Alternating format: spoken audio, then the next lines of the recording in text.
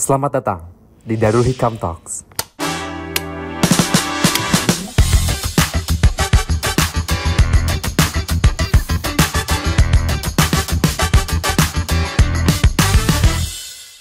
Bismillahirrahmanirrahim. Assalamualaikum warahmatullahi wabarakatuh. Ya sahabat kebaikan semua, kembali lagi dengan saya Ragil Aziz di sini. Udah lama nih kita nggak ngobrol bareng, kita nggak bincang bareng, khususnya di podcastnya Lajis, yaitu Bilal Bincang Lajis Darul Hikam. Ini cukup dejavu ya teman-teman. Setelah sekian lama kita nggak ngobrol bareng, nggak diskusi bareng, kali ini kita berkesempatan untuk bisa ngobrol kembali. Tentunya mungkin dengan suasana baru dan bisa dilihat teman-teman, ini ada ruangan yang baru juga. Ya. Selain itu juga kita kedatangan nih tamu yang cukup luar biasa. Ada narasumber yang hebat banget dari Amil Lajis Darul Hikam yang nanti kita akan coba ngobrol, diskusi sedikit terkait dengan programnya Lajis seperti apa, khususnya tentang kurban. Oke, kita kenalan dulu nih teman-teman dengan siapa? Kang, boleh kenalan dulu?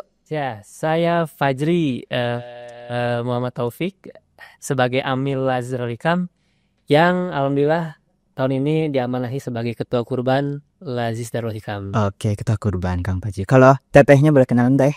Ya, saya dengan Riani, saya sebagai Amil juga, diamanahi sebagai fundraising di Amil Lajis Darul Hikam. Siap. Oke, Masya Allah, terima kasih buat Kang Fajri dan Teh Riani yang sudah berkesempatan hadir di diskusi hari ini di tengah-tengah kesibukan ya dalam menghadapi kurban tentunya.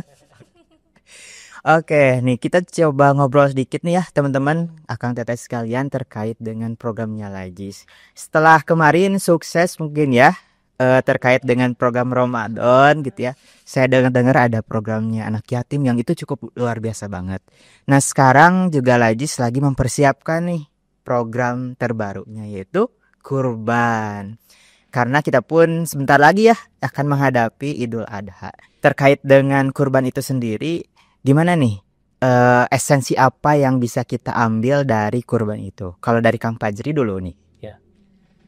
Kadang orang melihat kurban itu ya hanya sekedar mungkin soal motong daging kambing gitu ya, motong sapi gitu ya. Tapi di balik itu semua sebenarnya kurban itu bukan cuma hanya sekedar soal motong daging aja, tapi di balik itu tentang pembuktian cinta kita kepada Allah Subhanahu wa taala. Salah satu contohnya mungkin yang udah kita sering dengar gitu ya. Ya. Kisahnya Nabi Ibrahim dengan Ismail gitu. Yang mana Nabi Ibrahim tuh waktu itu diuji buat nyembelih anaknya sendiri. Itu cukup ngeri banget ya. Cukup memang kalau bisa dibilang istilahnya kayak ya gila gitu ya. Iya, Ketaatannya udah sampai levelnya nggak main-main lah gitu. Tapi Nabi Ibrahim bisa merelakan anaknya. Dan bahkan sampai ketika mau menyembelih gitu ya, Allah ganti langsung Ismail dengan hewan sembelihannya. Makanya sampai sekarang syariat berkurban itu bukan hanya formalitas sebenarnya, tapi soal jauh dari formalitas berkurban, tapi ada sejauh mana kita mau ngasih sesuatu apa yang kita punya buat Allah Subhanahu wa taala. Ternyata cukup dalam banget gitu ya Kang esensinya gitu. Kalau Teh Riani membaca nih kayak gimana nih? Ya, kalau esensi kurban sendiri terkadang kan kalau cinta itu butuh pembuktian gitu ya. Tuh. Makanya kurban ini adalah bukti cinta kita nih sebagai umat Islam, sebagai hamba Allah yang memang kalau kita cinta kepada Allah, apa nih buktinya gitu ya. Dan tadi mungkin menyambung dari Kang Fajri karena bagian dari bagian bukan hanya sekedar menyembelih dan sebagainya, tapi gimana caranya kita bisa membantu juga dengan program kurban ini. Terkadang kan Allah itu menguji dengan apa yang kita senangi, dengan apa yang kita cintai gitu. Makanya tadi terkait dengan Nabi Ibrahim dan Nabi Ismail ya, emang ujiannya di situ gitu untuk kurban ini. Oke. Ngobrol sedikit tentang tadi sejarahnya. Itu kan kalau dilihat flashback ya ke belakang yang saya tahu bahwa ternyata itu penantiannya cukup lama gitu ya. Penantian untuk menunggu anaknya sampai akhirnya ketika cukup umurnya harus disembelih. Hati orang tua mana mungkin yang gak sakit gitu ya dalam artian. Tapi karena ini adalah bentuk ujian, mungkin ini juga perintah, dengan hatinya yang cukup luas dan lapang, akhirnya mereka ya Nabi Ibrahim dan Siti Hajar merelakannya gitu ya. Tapi disitulah poin utamanya gitu ya. Oke. Nah, ngobrolin tentang tadi esensinya cukup mendalam banget nih teman-teman. Tapi kalau kita lihat ya di fenomena sekarang, zaman sekarang khususnya di Indonesia, ini seperti apa nih kalau ngelihat terkait dengan kurban itu sendiri? Kalau dari Teh Riani gimana nih ngebacanya? Fenomenanya Ya. yang saya lihat mungkin ya dari berita dan sebagainya, media sosial dan sebagainya, banyak sekali kurban ini atau daging-daging hewan kurban ini tidak tersusun dengan baik gitu ya. Mungkin banyak sekali di kota-kota besar yang banyak daging-daging hewan kurban yang tanda kutip itu terbengkalai gitu ya, yang harus dengan baik, bahkan ada mungkin yang dilempar-lempar dan sebagainya.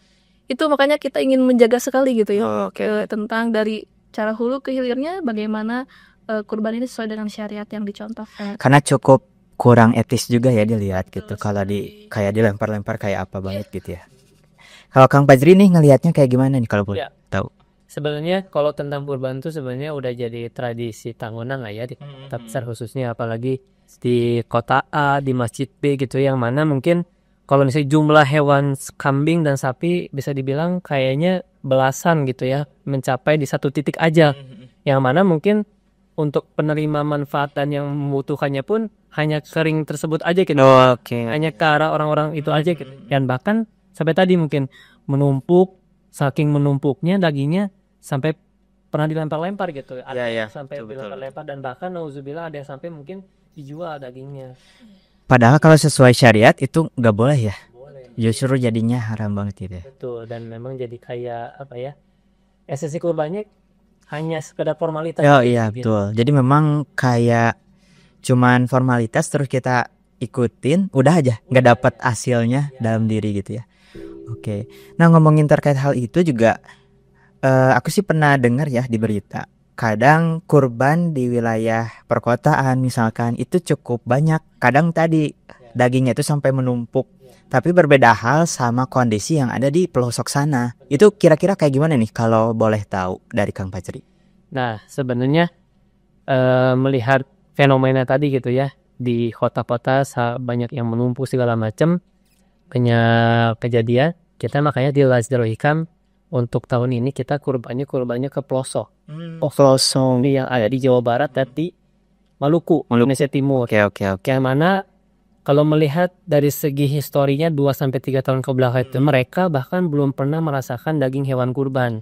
Nah, melihat tadi situasi yang menumpuk apalagi di kota-kota besar dan masjid yang ada di kota-kota ya, kita makanya menyasar ke pelosok tersebut yang mana dagingnya kita bisa kasihkan atau kita bisa berikan ke yang membutuhkan, dan bahkan mereka belum pernah merasakan dari tahun ke tahun esensi kurban dan merasakan daging hewan kurban itu seperti apa. Kayak gitu Kang Ragil. Oke, cukup menarik ya. Jadi sekarang itu lagi ada program kurban pelosok negeri gitu ya. Oke, Jawa Barat dan Maluku. Oke. Kalau dari Teh Riani gimana nih ngebacanya? Ya, kalau dari saya mungkin sedikit cerita ya Kang Ragil terkait program kurban di Maluku atau Indonesia Timur ini. Selain tadi mungkin ya jarang sekali, juga akses ke sana itu sangat sulit sekali. Oke. Contoh nih Teh, contohnya hewan kurban sapi yang mau disembelih ke sana ke Maluku itu harus melewati jalan berliku-liku, pegunungan, bahkan sampai melewati laut, dan bahkan ada sapi yang memang harus dibawa ke lewat perahu karena saking jauhnya. Saking pelosoknya. Oke. Pas menggunakan perahu, satu ekor sapi itu benar-benar dibawa ke perahu yang kecil yang nelayan itu. Iya, sampan gitu ya. Ya kurang lebih seperti itu. Sampan yang memang sapi ini gimana caranya biar sampai gitu ke apa sih tujuan. Makanya harapan kami ketika memang program kurban pelosok ini semuanya itu bisa terdistribusikan gitu ya. Tadi dari fenomena yang ada di kota menumpuk dan banyak sekali tapi sangat miris gitu ya. Kalau kurban di pelosok sana sangat kurang dan aksesnya pun sangat susah. Seperti itu. Karena ngelihat tadi dari aksesnya yang cukup lumayan jauh ya. Karena kalau lihat di pelosok Indonesia Timur itu nggak cukup lewat jalur darat ya. Harus lewat jalur laut juga gitu ya. Apalagi dengan kondisi yang nggak memungkinkan, tapi ini hewan kurban harus disampaikan gitu ya, supaya tetap sampai ke mereka gitu ya. Oke. Nah, terkait hal itu, apa nih yang jadi perbedaan antara kurban di Jawa Barat dan Indonesia Timur nih, kalau boleh tahu? Perbedaannya mungkin kalau di Jawa Barat kita akan karena Lazis Dorikam itu kan tingkat provinsi ya. Kini kita menyasar pendistribusian kami ke 27 kota kabupaten. Ya. Yang mana kita akan mengacu ke beberapa pesantren atau mahat atau madrasah atau desa bahkan belum pernah merasakan tadi itu daging kurban, Kang Ragil. Jadi yang mana kita menyasar ke pelosok itu, kita kurban pelosok negerinya di 2 daerah, Jabar dan Maluku. Di Jabar kita lebih fokus ke 27 kabupaten gitu, yang targetnya di pesantren, madrasah ataupun desa gitu. Oke, supaya mereka juga tetap merasakan kebahagiaan yang sama. Oke. Aku mau nanya ya sedikit terkait dengan program kurban pelosok negeri ini. Kalau di Jawa Barat sendiri sama Maluku itu hewannya apakah sama? Ada domba dan sapi atau kayak gimana nih kalau boleh tahu? Boleh bantu jawab mungkin dari Terian atau Kang Fajri boleh. Oke, kalau dari Jawa Barat ya, kurban pelosok negeri Jawa Barat ini kita ada untuk hewan kambing dan Oke. untuk sapi. Tapi khusus untuk Maluku kita hanya sapi saja. Oh, untuk Maluku Sapi. hanya sapi. Sapi saja. Bahkan di sana tuh di Maluku yang ada uniknya itu di sana karena tadi 2-3 tahun ke belakang jarang banget merasakan kurbannya. Ya. Sampai-sampai si sapinya itu sampai diarak gitu, diarak-arak gitu, kelilingi. Ya, oke. Diajak keliling ke daerahnya untuk sebagaimana itu menghargai, ibaratnya kalau di sana mungkin budayanya kurban ini sangat sesuatu hal yang sangat bernilai gitu di mata mereka. Gitu kan Ragil. Menarik banget ya, karena mungkin tiap daerah punya ciri khasnya masing-masing. Meskipun memang bukan berarti mengurangi esensi dari kurbannya gitu ya. Oke, kalau dari Teh Riani ada gimana nih? Boleh. Kalau dari saya mungkin tadi karena Jabar gitu ya, saya ingin sedikit membahas yang Maluku nih. Kang Oke, Ragil. boleh.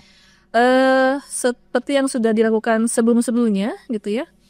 Kalau di Maluku ini hewannya itu sapi.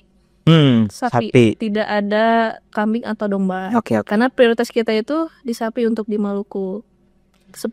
Kenapa? Karena memang selain kita juga memberdayakan para peternak di sana. Harapannya juga dengan hadirnya kurban Maluku ini atau kurban sapi Maluku ini, kita juga bisa meningkatkan sisi dari ekonomi warga di sana. Betul. Oke.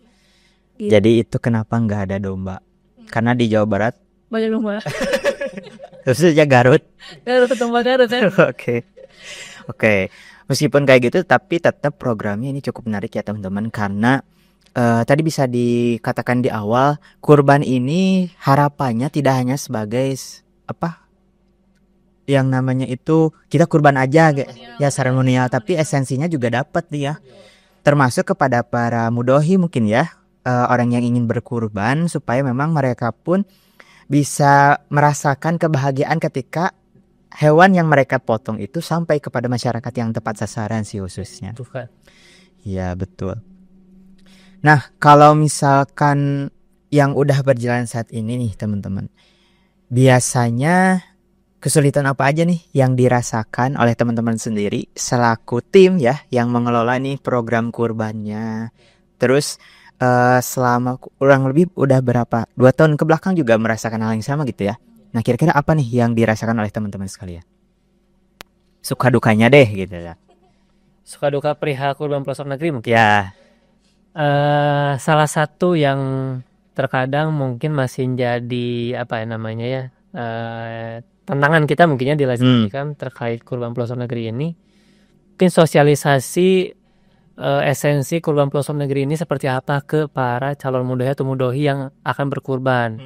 Yang mana mungkin biasanya berkurban itu hanya mungkin di lingkungan sekian gitu, di keluarga terdekatnya aja yang merasakan mungkin dagingnya untuk dikonsumsi untuk keluarganya hari raya dan sebagainya. Tapi di luar itu semua, bahkan tadi sebenarnya ada beberapa orang gitu ya yang bahkan apa sih kurban gitu ya, bahkan mereka pun nggak pernah menyaksikan hewan kurban di daerahnya karena nggak ada yang mampu mungkin ya berkurban. Makanya kita menghadirkan program ini untuk mengajak kepada calon mudohi kita bareng-bareng untuk bisa meratakan gitu ya kurban ini nggak hanya di lingkungan kita yang terdekat saja, tapi kita coba ke pelosok yang mana nanti mereka pun bisa seenggaknya udah 2-3 tahun ini mereka ibaratnya nggak pernah ini gitu ya, nggak pernah merasakan, tapi gitu ya. mereka tahu nih kurban itu seperti apa dan pahalanya pun insya Allah menjadi sesuatu yang insya Allah menjadi amal jariah buat mereka dan untuk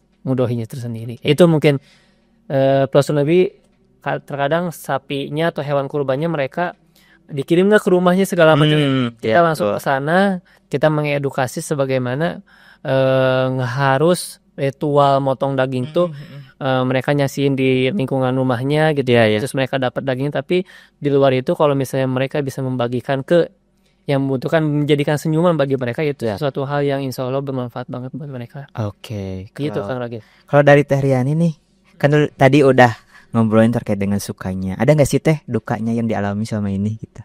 Meskipun ngelihat dari handphone misalkan gitu, atau mungkin Teteh merasakan sendiri gitu. Dukanya sebenarnya sama dengan Kang Fajri tadi, bagaimana tantangan-tantangan yang menjadi menjadi tugas kita nih sebagai amil gitu. Ya cukup lumayan ya. Untuk mensyiarkan ya, untuk bisa menyampaikan pesan yang kita bawa itu bisa sampai kepada calon mudahil kurban, karena itu cukup luar biasa tantangannya ya. Dibalik tadi banyak sekali yang mungkin karena ibadah kurban ini adalah ibadah pribadi, banyak sekali yang menyatakan bahwa saya sudah di lingkungan rumah dan sebagainya. Tapi banyak juga yang memang tertarik juga gitu ya untuk kurban. Bahkan untuk kurban ini banyak sekali yang memang mereka itu ingin menyampaikan tuh lebih luas lagi manfaatnya. Tidak hanya di lingkungannya, bahkan sampai ke pelosok-pelosok itu masih banyak juga seperti itu. Dan sukanya itu ketika kita melihat senyuman mereka, sukanya ketika memang daging itu sampai kepada para penerima yang di pelosok, itu rasa syukur mereka itu, dan pokoknya rasa syukur mereka ketika menerima itu sangat luar biasa sekali. Kadang nggak bisa kita ganti dengan apapun ya, yang namanya kebahagiaan, senyuman itu gitu ya. Oke, terkait dengan hal itu cukup menarik juga nih teman-teman, karena katanya nih, aku juga baru tahu dan ini kayaknya cukup menarik juga nih. Selain kurban pelosok negeri, katanya ada kurban untuk Palestina ya? Wah, betul sekali. Betul. Kira-kira nih, boleh dijelasin nggak gimana tuh kurban Palestina? Apakah kita juga ke sana? Apakah kita menyembelih langsung di sana atau gimana nih teman-teman? Siap. Jadi di Lazrul Hikam ini kita ada 3 program kurban sebenarnya. Kurban pelosok negeri itu untuk Jawa Barat, kedua kurban Indonesia Timur untuk Maluku, dan yang ketiga itu kurban for Palestine. For Palestine. Jadi kurban untuk Palestina yang mana insya Allah kita kirimkan dalam bentuk frozen yang mudah dibekukan, tapi kita insya Allah langsung sampaikan ke jalur Gaza gitu, ke daerah Gaza gitu ya, ke daerah-daerah yang terkena. Betul. Tapi kita nyembelihnya di Pakistan dan India. Karena kalau di sana nggak memungkinkan mungkin ya. Karena dilihat kondisi sekarang cukup tidak mungkin untuk masuk gitu ya. Dan insya Allah tim kami sudah terbiasa di sana gitu ya, untuk penyembelih di Pakistan dan India, dan insya Allah penyalurnya langsung ke daerah Gaza. Kurang lebih mungkin estimasinya dari penyembelihan ke sampai itu 50-60 hari. Insya Allah sampai. Insya Allah. Cukup lama juga ya. Cukup lama mungkin karena situasi kondisi. Ya kita tahu lah ya. Kayak gitu. Makanya dibekukan, di frozen. Biar dagingnya pun tetap awet gitu ya. Awet. Kayak gitu. Oke, kalau dari Teh Riani gimana nih? Kurban untuk Palestina. Untuk Palestina, Masya Allah ini terobosan yang sangat luar biasa ya. Dan memang ini baru pertama kali di Lazrul Hikam. Pertama kali ya. Dan kami pun sebagai amil sangat bahagia gitu ya. Maksudnya sangat menyambut sekali program ini. Kenapa? Karena melihat dari tadi ya fenomena yang sekarang mungkin masih terjadi, juga ada juga krisis pangan yang ada di sana. Betul. Itu membuat kami terenyuh dan berpikir gitu ya, bagaimana caranya biar kita itu bisa membantu dalam jangka waktu yang panjang gitu ya. Makanya kita mencoba untuk meramu nih bagaimana kira-kira selain kurban ini, momentum kurban ini ada di Indonesia, Indonesia, kita juga bisa menyampaikan itu ke saudara-saudara kita di Palestina. Karena yang saya lihat gitu ya di berita sekarang kan berseliweran banget Apalagi krisis pangan ini sekarang menjadi hal yang paling utama dan urgent gitu ya. Apalagi ketika sekarang itu jalur untuk masuk di blokade. Mungkin ini juga jadi kesempatan ya buat teman-teman di rumah sana yang mungkin ingin berbagi dengan saudara kita, apalagi mendekati kurban.